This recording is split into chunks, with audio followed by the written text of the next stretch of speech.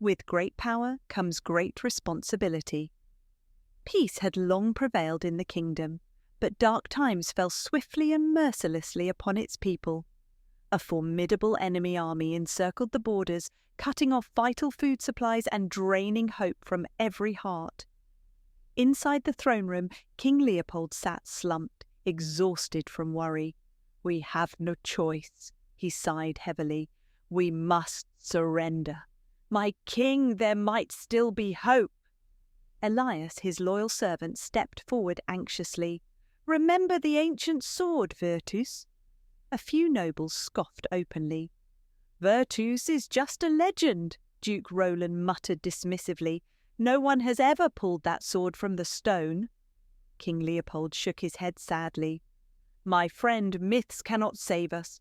Raise the white flag of surrender." Outside the throne room, hidden behind heavy curtains, Princess Clara exchanged a determined glance with her friend Eva. "We have to try, Eva," she whispered urgently. "Virtus might be our only hope." Without hesitation, the two sprinted through the corridors toward the royal garden. Clara's heart pounded as she approached the ancient stone where Virtus rested, untouched for centuries. Eva stared skeptically. "Clara, are you sure no one has ever succeeded?" Clara stepped forward bravely, feeling a strange warmth radiating from the stone. "I have to try. Our kingdom needs us." As she reached out her hand, the sword glowed brilliantly, illuminating the garden. Gasps echoed around them as Clara effortlessly drew Virtus from its stony sheath.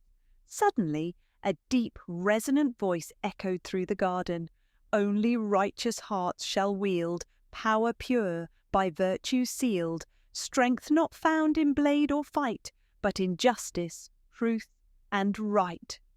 Eva's eyes widened. "It's true, Clara! Hurry! I will stop the surrender!" Eva raced toward the castle gates, shouting frantically, "Stop! Do not raise that flag! The princess has drawn Virtus!" Back in the throne room, King Leopold leapt to his feet. "Impossible! Virtus has been claimed." "Your Majesty, it's true!" Eva burst into the room breathlessly. "Clara holds the sword and it's real. You must let her lead our troops." King Leopold nodded firmly, newfound hope lighting his eyes. "Gather the cavalry. Clara shall lead the charge." Clara stood bravely before 500 mounted warriors. She held Virtus high, her voice clear and strong. "We ride not for vengeance, but for peace. Our kingdom's fate lies in our hands." The cavalry thundered toward the enemy lines. Clara gave a swift signal, halting the cavalry. She raised Virtus toward the sky. Thunderclouds swiftly gathered, swirling above her head. A mighty bolt of lightning struck the blade, sending radiant sparks cascading down. More thunderbolts crashed dramatically among the enemy lines, startling and scattering them without harm. Witnessing the overwhelming power of Virtus, the enemy soldiers dropped their weapons and surrendered peacefully. They bowed respectfully, recognizing that she fought not with violence, but with true justice. From that day forward, Clara became not a warrior queen, but a guardian of peace. The kingdom's people learned a valuable lesson that with great power comes great responsibility.